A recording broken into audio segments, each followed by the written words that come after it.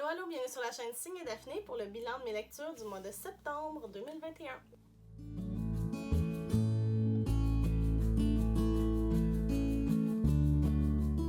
Bonjour tout le monde, j'espère que vous allez bien. Ça me fait plaisir de vous retrouver pour cette petite vidéo bilan lecture mensuelle. Alors oui, je reviens à ma formule habituelle, c'est-à-dire une vidéo pour un mois. Et là, comme je l'ai dit en introduction, je vais faire le bilan de mes lectures du mois de septembre. En ce moment, je participe au Pumpkin Autumn Challenge, donc mon bilan, c'est plutôt un genre de bilan du premier mois du Pumpkin Autumn Challenge, mais aussi j'ai quelques lectures qui rentrent dans le défi des fiertés de Karine la bouquineuse que j'ai entamé en août puis qui normalement devait être seulement en août, mais que moi j'ai décidé de poursuivre là, sur toute l'année. Alors je vous mets les liens vers la vidéo qui explique le Pumpkin Autumn Challenge et le défi des fiertés de Karine dans la barre d'infos juste en bas, ainsi que toutes les informations sur les livres dont je vais parler. Et vous allez pouvoir aussi y retrouver toutes les informations pour venir me rejoindre sur les réseaux sociaux. Et j'en profite évidemment, comme chaque fois, pour vous demander de vous abonner si ce n'est pas encore fait. Donc en septembre, j'ai lu 5 livres, ce qui me ressemble pas mal plus que les 9 livres du mois d'août, soyons honnêtes. Ça m'amène à un total de 54 livres lus dans mon année. J'ai donc surpassé mon objectif de 50 livres de mon défi Goodreads et sur les conseils de Maps, j'ai juste décidé de laisser comme ça puis d'enjoyer. L'année prochaine, je vais sûrement essayer de me mettre un défi peut-être un petit peu plus élevé. Je vais probablement essayer de viser genre 60. Je pense que c'est quand même faisable. Alors, on verra pour 2022. Mais pour ce qui est de 2021, mon défi est réalisé et j'en suis bien heureuse. Puis, on laisse ça comme ça, puis on fait juste voir jusqu'où je vais me rendre. Alors, on y va tout de suite avec le premier livre que j'ai lu, qui est I'll Be the One de Layla Lee. Pour mon Pumpkin Autumn Challenge, je rentrais dans le menu Automne Enchanteur, catégorie Princesse-Princesse. Les mots-clés étaient LGBTQ+, féminisme, inclusivité. Et je crois honnêtement que ce livre touche chacun des mots-clés de cette catégorie-là. Alors, je suis vraiment contente de mon choix. Je l'avais aussi mis dans ma palle du défi des fiertés. C'était pour la catégorie Sun Goes Down où il fallait lire un auteuriste BIPOC. Ça a été publié en 2020 chez Catherine Teagan Books et en français sous le titre Ce sera moi chez Hachette Roman. Dans ce petit roman-là, on va suivre Sky, qui est une adolescente américaine d'origine coréenne. Sky, ce qui la passionne dans la vie, c'est la danse et le chant, et elle est hyper douée pour ça. Donc, elle décide de participer à une compétition de télé-réalité, là, style America's Got Talent, mais pour trouver la prochaine star de la K-pop. Et elle s'inscrit malgré que sa mère est tout à fait contre. Pourquoi sa mère est contre? Ben parce que Sky est grosse, puis sa mère, vraiment, là, grossophobie à côté, lui dit t'as pas ta place à la télé, surtout pour danser. Chanter, ça va, mais danser une fille grosse, puis une fille grosse dans un groupe de K-pop, ça se peut juste pas, fait que fais pas ça, ma fille. Dans le fond, cette ambition-là que Sky a de gagner cette compétition-là va à l'encontre de tout ce qui est véhiculé dans les médias, dans la société, particulièrement coréenne, mais tu sais, partout en fait. Mais malgré tout, Sky, elle croit en son potentiel, elle est ambitieuse, alors elle se lance. Et là, le roman, c'est beaucoup comment est-ce qu'elle va vivre cette aventure-là, comment est-ce qu'elle va être perçue et reçue par le public, ses compétiteurs, les juges, qu'est-ce que ça va lui faire vivre aussi, tout ça. Et j'ai vraiment aimé ce petit roman-là. J'ai trouvé que c'était exactement le roman que j'aurais voulu lire quand moi j'étais ado. Sky, c'est un personnage fort. Oui, elle vit des choses pas faciles. Oui, ça y arrive d'avoir des doutes, mais pour vrai, là, elle fait montre d'une résilience incroyable. J'aurais aimé, en fait, je pense que j'aimerais encore avoir son bagou, sa confiance en elle. C'est sûr j'imagine qu'elle a dû travailler fort pour arriver là, mais en tout cas, je trouve qu'elle est formidable. Elle est jeune, mais elle a compris bien des choses. Malgré le sujet qui peut parfois être pas évident, c'était un roman vraiment agréable à lire. C'était pas lourd du tout. Ça traitait le sujet juste de façon parfaite selon moi. Les conflits qui sont illustrés sont vraiment intéressants. Le message est formidable. J'ai trouvé que ça finissait par contre un petit peu fretonnette sec, là. J'aurais aimé ça que ça continue. En fait, j'aimerais ça avoir une suite. Alors, vu que j'aimerais tant avoir une suite puis suivre les aventures de Sky, qu'est-ce qui arrive après, dans le fond, ben, j'ai donné 5 étoiles parce que pour vrai, j'étais pas capable de le déposer. Je voulais tout de suite savoir. J'ai vraiment trouvé que c'était un roman nécessaire. Alors, vraiment, un petit coup de cœur, ce sera moi, I'll Be the One de Laila Lee. Ensuite, j'ai lu Phobos, tome 1, L'envol des éphémères de Victor Dixon et les illustrations sont de Eduardo Francisco. Dans mon Pumpkin Autumn Challenge, je l'avais mis dans le menu Automne Enchanteur, catégorie Nom d'une dune, science-fiction. Et ça vient tout juste de sortir en 2021 chez Glénat. C'est une adaptation BD de la série Phobos de Victor Dixon que je n'ai pas lue, dont j'ai entendu beaucoup de bien, mais vraiment ça m'attirait de la lire en version BD. Je trouvais ça vraiment intéressant d'apprendre à connaître cet univers-là, les personnages de façon illustrée. De quoi ça parle? En fait, il y a un programme qui s'appelle le programme Genesis qui veut envoyer 12 jeunes gens, 6 garçons, 6 filles, coloniser Mars. Puis là, pendant le voyage qui va durer quand même un certain temps, les jeunes gens ont quelques minutes ensemble à chaque semaine, jour pour se connaître. Tout ça, c'est diffusé sous forme de télé-réalité, genre de dating show. Et à la fin, quand ils vont arriver sur Mars, il faut qu'ils se choisissent pour faire un couple pour ensuite aller coloniser la planète. Le personnage principal qu'on suit, c'est Léonore, qui est une Française de 18 ans. Léonore, elle n'a pas de famille, c'est une orpheline et elle a un secret à cacher. Puis là, au fil de l'histoire, on se rend compte qu'elle n'est pas la seule à avoir des secrets. Et on se rend compte aussi assez rapidement qu'il y a quelque chose qui cloche là, avec le programme Genesis. Là, c'est pas tout à fait ce qui a été annoncé. Il y a des trucs qui se passent en dessous un peu louches. Beaucoup louches même. C'est une magnifique BD. Franchement, c'est exactement le genre de truc que j'aime. Quand j'étais jeune, là, je lisais la série Aria. Je sais pas si quelqu'un connaît ça, mais mon Dieu que j'aimais ça. Puis on dirait que c'est le même style un peu que je retrouve et c'est beau.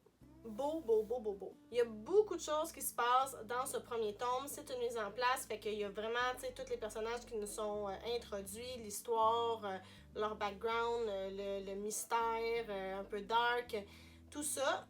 Ça fait beaucoup. Je pense que je vais le relire quand le deuxième tome va sortir pour être sûre de bien l'avoir en tête puis pour être sûre de tout avoir bien compris. Mais quand un livre me donne envie de le relire, c'est très bon signe. En plus, une BD, ça se lit tellement vite, fait que je veux être sûre de ne rien manquer. Vraiment, c'était très prenant. J'ai vraiment beaucoup aimé, 4 étoiles, et j'ai très hâte à la suite déjà. Le troisième livre que j'ai lu, c'est The Starless Sea d'Erin Morgenstern. Je l'avais pas mis dans mon défi Pumpkin Autumn Challenge, mais après l'avoir lu, je me rends compte que ça fit dans plusieurs catégories en fait. Alors j'ai choisi de l'ajouter dans mon menu Automne des mystères, la catégorie Les ruines de l'Atlantide où on parle de mythes et légendes parce qu'il y en a là-dedans. Je l'avais plutôt mis à la base dans ma pile à lire du défi des fiertés. C'était pour la catégorie Partir là-bas où on devait lire de la fantasy, de la science-fiction. Puis ben c'est un livre de fantasy, mais c'est pas de la fantasy genre dragon, épée et compagnie. C'est vraiment plus monde magique, mettons. Ça a été publié en 2019 chez Doubleday Books et en français chez Sonatine sous le titre La mer sans étoiles. Notre personnage principal s'appelle Zachary Ezra Rollins. C'est un étudiant universitaire qui habite comme en Nouvelle-Angleterre, aux États-Unis. Il étudie, je pense qu'il est soit aux maîtrises doctorat, mais quand même des études avancées sur les jeux vidéo. Et un jour, Zachary Ezra Rollins va trouver un livre étrange à la bibliothèque de l'université et en le lisant, va se rendre compte qu'il y a comme une scène de son enfance à lui qui est écrite dans le livre. Mais pareil, mot pour mot, exactement ce qu'il a vraiment vécu. Évidemment, ça l'intrigue. Alors, il va se lancer dans une espèce d'enquête là, pour savoir d'où vient ce livre, comment ça se fait que sa vie est dedans. Son enquête va le mener assez rapidement à découvrir un monde secret, un monde souterrain où les histoires, les livres, les mythes, les légendes sont rois. là, il se rend compte aussi qu'il y a quelqu'un qui veut l'empêcher d'y aller, puis en fait, qui veut empêcher quiconque de trouver ce monde-là. Bon, pourquoi? On sait pas trop. Est-ce que c'est une bonne chose? Est-ce que c'est pas une bonne chose? Mais bref, Zachary va se lancer dans une aventure en lien avec tout ça. C'est un roman qui est tellement, mais tellement bien écrit. C'est beau, beau, beau, c'est doux. C'est comme lire une rivière ou je sais pas, un chocolat chaud. C'est enveloppant, c'est magnifique. Pour vrai, j'ai adoré l'écriture de ce roman. J'ai aussi adoré la prémisse et l'univers que Zachary découvre. On dirait qu'en le lisant, je me sentais un peu comme le même feeling que quand je lis l'histoire sans fin de Michael Ende, quand on plonge dans un monde imaginaire, mais qu'on pense imaginaire, mais qu'en fait est réel, puis là on le découvre. C'est un feeling que j'aime tellement, mais tellement.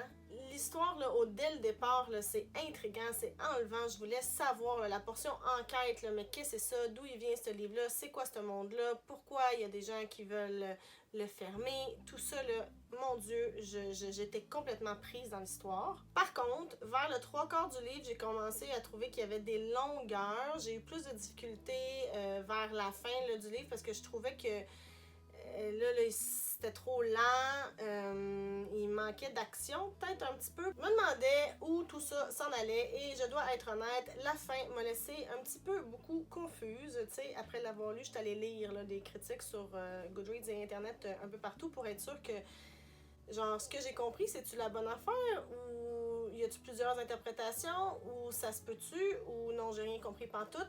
Donc ça, c'est comme un feeling, tu sais, moins fun quand on finit un livre. En tout cas, je me suis sentie un peu nouille. Cette fin-là, franchement, c'était peut-être pas pour moi. Peut-être que je suis juste pas assez philosophe. Ça se peut aussi. Mais bref, tout ça pour dire que je l'ai vraiment beaucoup aimé quand même, jusque, je vous dirais, aux 3/4. Et après ça, c'était quand même très bien. Puis ça a continué d'être bien écrit tout le long.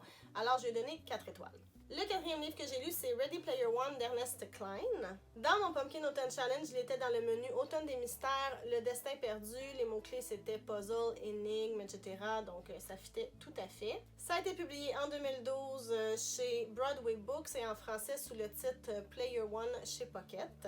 Et dans ce livre-là, on est en 2044. La Terre va pas bien, puis c'est tout à fait réaliste. Là. On a une crise énergétique, on a le réchauffement climatique, alors des catastrophes météorologiques partout sur la planète. On a aussi une crise économique, donc vraiment, la vie va pas bien. Donc les gens s'évadent comme constamment dans une réalité virtuelle qui s'appelle l'Oasis en mettant un casque là, vraiment de réalité virtuelle puis des gants puis tout ça. Parce que ça leur permet d'oublier à quel point la vie réelle, ben, c'est de la crotte. Et puis, un jour, le créateur de l'Oasis meurt et il décide, en fait, il annonce suite à sa mort dans une vidéo là, qui avait été filmée avant, évidemment, que la personne à qui il va léguer sa fortune et ses parts de l'Oasis, leur compagnie est ultra milliardaire, là, c'est les plus riches du monde, parce que tout le monde est sur l'Oasis. Mais bref, il dit, moi je vais léguer mes parts et ma fortune à la première personne qui va réussir à trouver le Easter egg que j'ai caché dans l'Oasis à quelque part. Donc, il donne une énigme. Il y a 3 clés à trouver. À chacune des clés est associée une porte. Donc, il y a quand même plusieurs épreuves à réaliser pour trouver. Puis c'est ça, il faut résoudre les énigmes, arriver à trouver qu'est-ce qu'il voulait dire. Puis là, pendant des années, les gens cherchent, là, mettons comme 4-5 ans, les gens cherchent, il n'y a rien qui se passe, personne ne trouve rien, jusqu'au jour où un jeune homme, un adolescent qui va être notre personnage principal, Wade, va réussir à trouver la première clé. Alors là, il va évidemment s'installer une espèce de course pour essayer de trouver les autres, pour être le premier à le faire, parce qu'il y a aussi une organisation là, qui a trouvé comme un genre de loophole dans le testament, puis qui veut essayer de mettre le grappin sur l'Oasis pour faire des profits. Alors c'est vraiment, puis il y en a qui prennent ça vraiment au sérieux, là, on parle de milliards de dollars, alors il y a des gens qui prennent ça plus au sérieux que d'autres, et les vies sont en danger et tout. Alors, the stakes are high. Tu sais, c'est pas un roman récent, mais j'avais jamais lu, puis j'avais pas vu le film non plus. Et my God, que j'aurais dû le regarder ou le lire avant, parce que à quel point j'ai adoré ce livre, mais adoré! Je le sais que c'est pas un livre parfait, mais mon Dieu, j'étais incapable de le déposer. Là, je pense que je l'ai lu là, genre en une journée et demie. C'était impossible pour moi de faire autre chose que de lire Ready Player One. C'était tellement prenant. J'étais stressée à mort parce que je voulais que Wade ses alliés, mettons, réussissent, puis là, il y avait des adversaires, puis j'étais tellement pris dans l'histoire, le cœur qui me débattait, là, je vous dis. Puis tu sais, évidemment, c'est un concept de course au trésor, le chasse au trésor, c'est vraiment pas nouveau, mais je pense que c'est fait de façon hyper efficace. Alors, malgré le fait que ce n'est pas un livre parfait, mon goût personnel, ça y était, là, vraiment. Alors, j'ai donné un 5 étoiles, vraiment un wow pour moi. Et finalement, j'ai fini la série L'Esprit du Camp d'Axel Lenoir. Ça a été publié en fait sous son ancien nom, Michel Falardeau. J'avais lu le premier tome pour mon défi des fiertés et ce deuxième tome-là, je l'avais mis dans mon Pumpkin Autumn Challenge. Je l'avais mis dans mon menu Automne Enchanteur, la catégorie La lunette de pierre, 7 extra. Je fais un peu plus du reste, parce qu'il fallait que ça parle de nature, féerie, petit peuple, etc. Puis bon, ça se passe dans un camp de vacances dans le bois, puis il y a des trucs dans le bois, des esprits et tout, alors ça fonctionnait tout à fait. Ça a été publié en 2018 au studio Lunac, et dans ce deuxième tome-là, que j'aurais franchement dû lire back-à-back avec le premier tome, on continue de suivre Élodie. Élodie, c'est une adolescente qui travaille au camp de vacances du Lac à l'Ours pendant un été dans les années 90. Et Élodie est en charge d'un groupe de petites rousses sanguinaires qui sont formidables. Et elle développe une amitié, une relation avec Catherine, une de ses co-animatrices.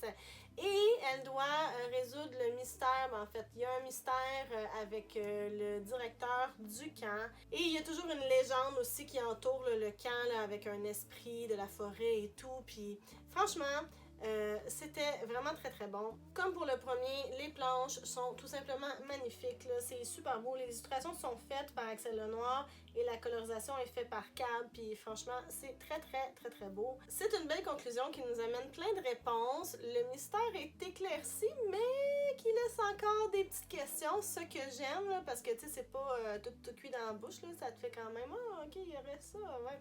Ça, j'aime ça. L'évolution de la relation de Élodie et Catherine m'a vraiment plu aussi. Alors, un beau 4 étoiles pour cette BD-là. Et je vous suggère, si vous décidez de les lire, lisez-les ensemble. C'est vraiment comme ça qu'il faut le faire parce que pour vrai, juste finir le tome 1 puis pas tout de suite embarquer dans le tome 2, c'est bien trop frustrant.